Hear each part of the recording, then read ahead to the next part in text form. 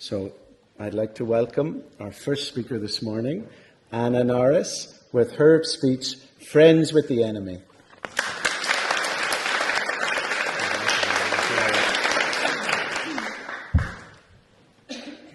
In the powerful yet questionable world of humanity, we have witnessed it all. From scuba diving delivery services in Florida to calculations that blood vessels would stretch to 60,000 miles when measured in a line.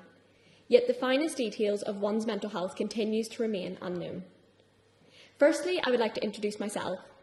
Others know Anna as a lively and bubbly person who delicately weaves her way in and out of the crowds of pupils in corridors with grace and confidence. I know Anna as an isolated person who is floundering in an overwhelming fury of people with the constant feeling of drumming in her chest, a feeling no stranger to her body, the constant reminder of breathing through the nose and out through the mouth. Others know Anna as a girl who achieves straight A's. Some would even say she is naturally smart. I know Anna as an overwhelmed person who is constantly overwhelmed and drowning in schoolwork and coursework and exams.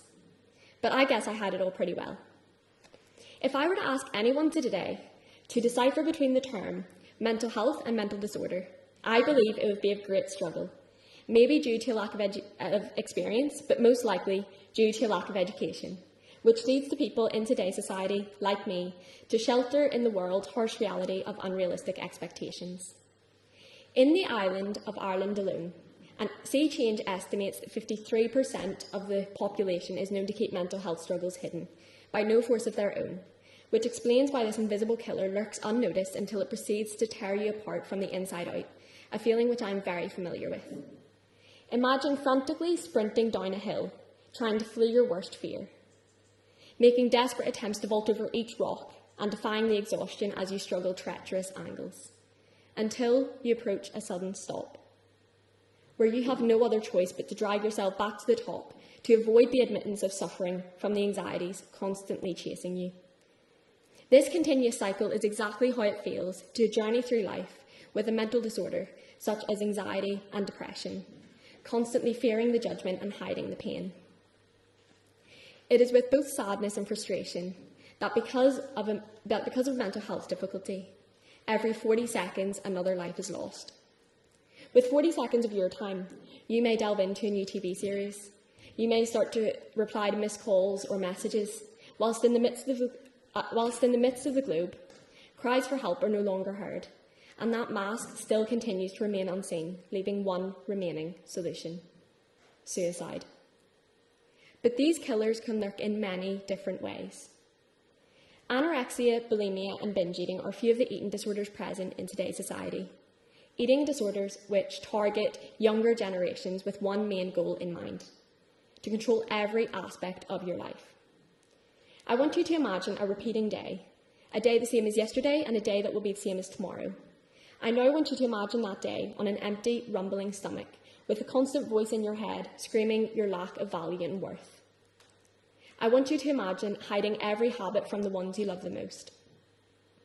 I want you to imagine looking in the mirror and seeing a distorted figure staring back at you with tired eyes, making you crave skinniness.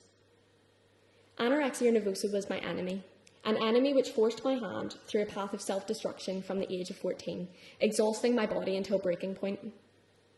Anorexia nervosa was my friend, a friend in which I could trust its opinion in what I saw in the mirror, trust its opinion on the food I feared on a plate, trust its opinion in knowing I had to look like that girl I saw on social media. I was possessed by my worst enemy. I was betrayed by online advertisements, social media posts, and TV programmes, which all depict an image that an eating disorder is a lifestyle factor, a choice. If you think this is an attractive lifestyle, I want you to think again. You may query, all of this from a post online. Seems pretty irrational, right?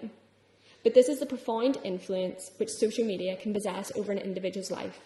And unfortunately, the exposure to various age groups to this media maniac, this unrealistic beauty image, is only going to become more admirable as generations grow. I believe mental health is a work in progress. I believe mental health, alongside the correct equipment, creating a legacy and impact will be truly life-changing.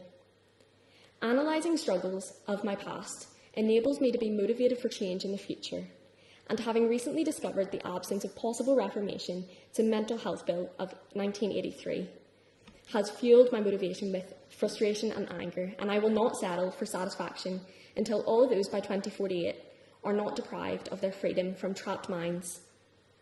I have been on this earth for 17 years, and I am prepared to embark on a journey for change for the rest of my life. Thank you.